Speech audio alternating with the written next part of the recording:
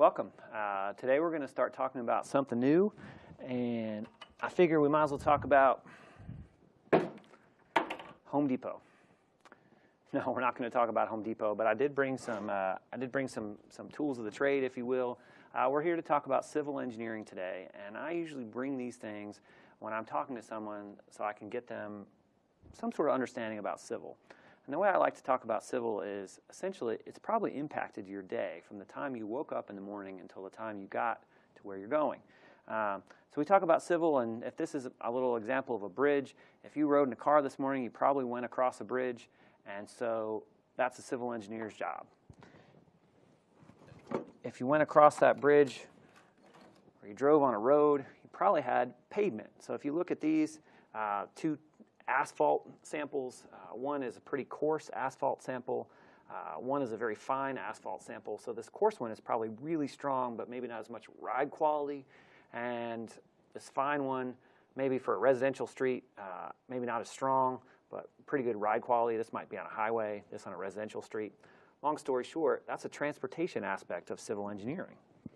All right.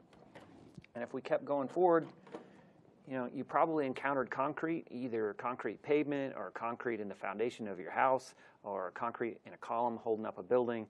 This particular one is very lightweight. This is more normal weight. You can probably see the momentum as I'm trying to catch it here versus this one. Turns out our concrete canoe team made this one. So this one will actually float in water. Yes, concrete that will float. But concrete's pretty important structural aspect, transportation aspect of civil engineering. Sometimes we look at steel beams. A lot of times we'll call this an I-beam. In fact, it isn't an I-beam. It's actually a wide flange beam. These are the flanges, top and bottom. That would be the web in the middle. Wide flanges because the flange is very wide. I-beams they actually don't really make anymore. Those are old school from the 50s and stuff like that. Wide flange beam would be from a structural engineer. I like this one. We sliced this off a beam in my lab. I think that you can see it pretty well. What you can see is the steel rebar embedded in concrete. And when you see a concrete beam, this is a little model of one. We cut it out of an earthquake simulation that we had going on in my lab. But you can see the steel rebar, and that's because in a concrete beam, and I'll sort of talk about this real briefly. So if this is a beam, you can imagine, you can see it bending, right? And you can see the top has compressed, right? So the top of that beam is in compression. It's gotten shorter. You can see those lines moving closer together. It's compressed. Whereas the bottom of the beam has stretched. Those lines are getting further and further apart. So the top is compression, the bottom is tension. Call that tension. And it turns out concrete is great in compression, pretty terrible in tension, actually. And that's why they put rebar in sidewalks and rebar in concrete beams, because the rebar takes the tension. That's how that works. And I think that's enough toys as I start to introduce civil engineering. So a few toys, but really, what is civil engineering? We talked about this once before in terms of the Big Seven, where structures, buildings and bridges, you probably woke up in one, transportation, then you got in your car, drove in, environmental. Well, there's a lot of environmental regulations about what can come out your tailpipe in your car, for example. Hydrology. If it rained and your house didn't flood, you can thank a civil engineer for that. Geotechnical engineering, the idea that buildings and bridges sit on something. They sit on soil, the earth. We study that. And then construction management. If you're going to build a big project, you need to be able to manage it. Make sure the bulldozers are in the right place at the right time for the right amount of money. And surveying. If we're going to build a long road or some other project, we're going to need to map it first. And that's just a very brief summation of those. What I'd like to do as part of this lesson is dive in and look at them individually, and I'll do that in just a moment. But let's talk about, as I dive into the Hoover Dam, and I'm hidden here, let's talk about some projects you've probably heard of. And this, of course, is the Hoover Dam. And when I look at that, I see not just one thing. I don't see just the dam and think about just hydrology. I think about the environmental impacts this dam had. I think about the structure of how to make sure that dam doesn't fail. I look at the bridge there, and that's a transportation aspect. And basically, this has it all. I could spend the next 3 weeks essentially lecturing just on the Hoover Dam because it's all here. This is one I think that maybe you don't think about in terms of civil engineering. And basically, this is places in the world with improved water. And basically, civil engineers, the expression is civil engineers have saved more lives than doctors as we look about water sanitation and fighting disease. And that's environmental engineering, that sort of thing. And then I think that the tunnel connecting England and France is a pretty good example of civil engineering and the idea that it's structures and transportation and hydrology and geotechnical and all these other aspects of that project. It's a big deal, and so they're all in play. So as I mentioned, we're going to dive right in. We're going to talk about each one of those individually, and we're starting with construction management. And basically, if I was going to define that in simple terms, I'd say that construction management is managing construction projects. I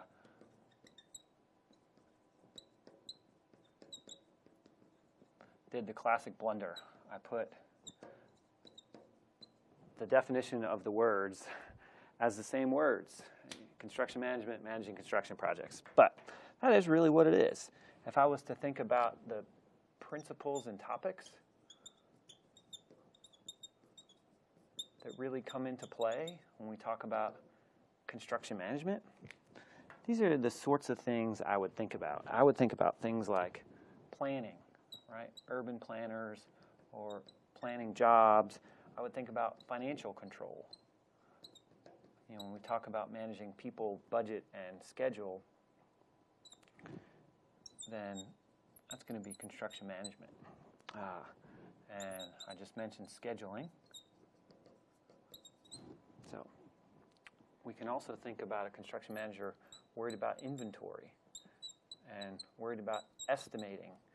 So if you imagine a home builder that's going to build 200 homes this year, they need to estimate those jobs so they can figure out the financial control and schedule them and figure out if everything is in inventory and do some planning. That's a job for a construction manager. As part of estimating, we can talk about thinking about production rates.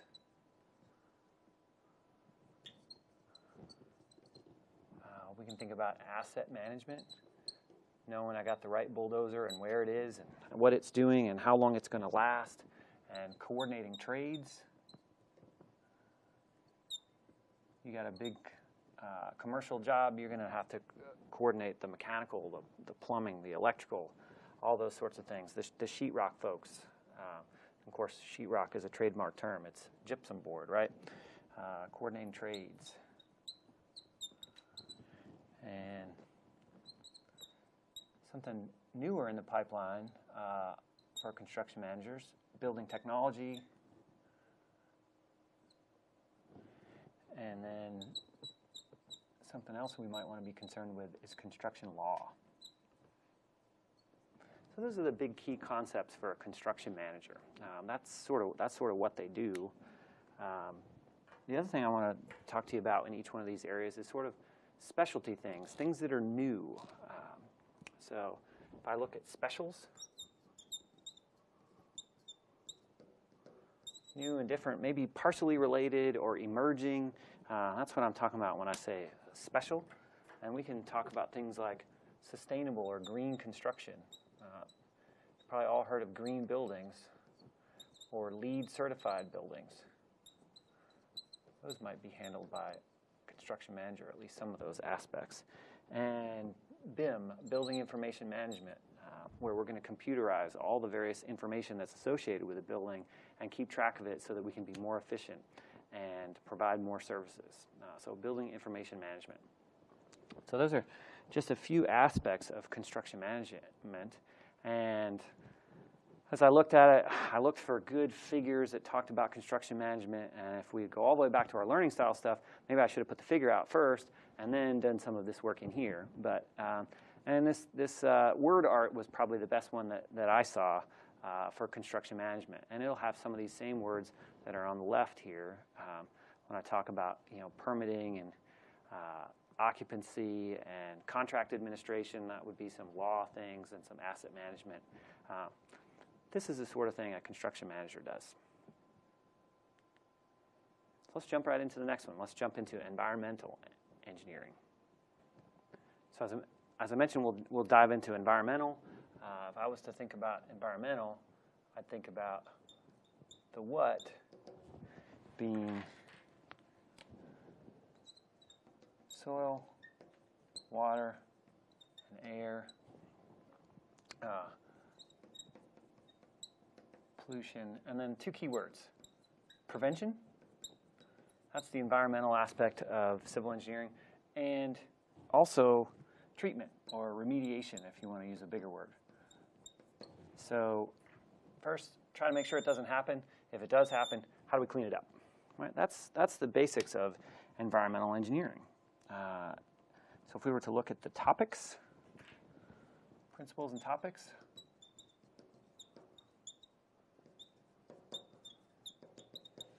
in environmental engineering, we'd probably talk about treatment first.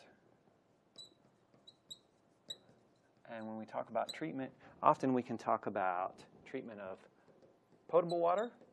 That's water we can drink, right?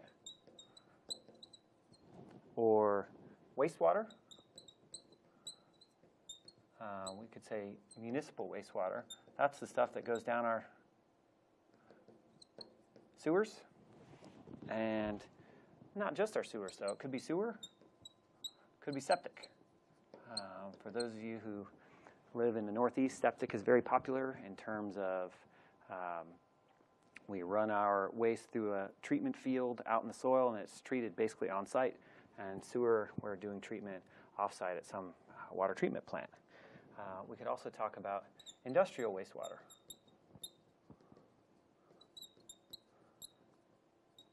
That's something like perhaps at the Bluebell ice cream factory, they have water. It's not toxic, it's not hazardous, but it has a lot of milk products in it or something. We need to treat that out, because if we dump that into our rivers and streams, it's not going to behave well there. So that's treatment of various water types. We can also talk about air pollution, and usually we talk more about control there of air pollution. And other principles that an environmental engineer as part of civil needs to understand is chemical and biological processes. So you're going to take more chemistry, more biology if you're interested in the environmental portion of civil engineering. Stormwater is a big topic in civil engineering. And in particular, management of stormwater so we don't flood, and drainage. Right? So planning out the drainage for a new mall or a new building or a new home. Pollution prevention with stormwater. It turns out parking lots are big in terms of polluters. You get all those cars that are parked there, they drip oil and things, storm comes, washes all that oil into local streams and rivers and that sort of thing. Not a good thing. So we need to think about that. And these are processes both urban and rural.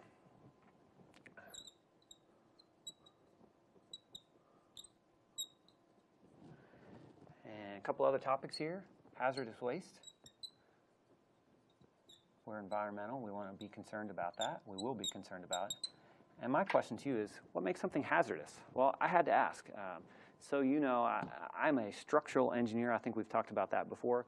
I'm not an environmental engineer. So I had to ask, what makes waste hazardous? And the answer was pretty straightforward. Hazardous waste, TCIR, was the acronym that I was taught. And that means, is something toxic, right? Is something corrosive, right? Is something ignitable? Will it catch on fire? Or is it reactive? Is it highly chemically reactive and it's going to break things down? Right? That's sort of the definition of something that's hazardous. And the last topic I'll say for an environmental engineering, again, this is just sort of a snapshot, is regulations. Regulations. Environmental engineers deal a lot with the EPA and the government, and there's a reason for that, and that's we need control of some of these things, or we wind up with the tragedy of the commons scenario where everybody uses a public space and therefore nobody cares to maintain it, and it gets ruined really quickly. So, specials in environmental engineering. The two things I think that are sort of extensions and are sustainability. That's a big deal. And the idea of sustainability is that we're not going to use up our resources today so that our kids and their kids and their kids and their kids don't have them and can't use them. We have to have a process which is sustainable, that will last for a long time, not just we use it and it's gone. And then desalination is another one. As we think about our water supply and, big drought in California, we've had plenty of rain in Texas lately, but water is ever more increasingly a valuable resource. Desalination is one of those places where we're trying to create fresh water, but it takes energy and some other things that could be detrimental to the environment in other ways, but desalination is a big one. So when I think about environmental engineering, I think about water treatment plants and smokestacks, where we're inside those smokestacks are things that are scrubbing out some of the harmful things. And I think about, as I stand here in the middle, all the sorts of things that get into an environmental engineer's sort of bailiwick, environmental chemistry, and we talked about, and regulations and risk assessment, groundwater pollution control. We talked about some pollution, solid waste disposal, and wastewater treatment. These are all the sorts of things that an environmental engineer does. So we've covered some of the big seven in terms of civil engineering, and we're going to break now, and then we'll pick up again, and we'll just jump right in and keep going.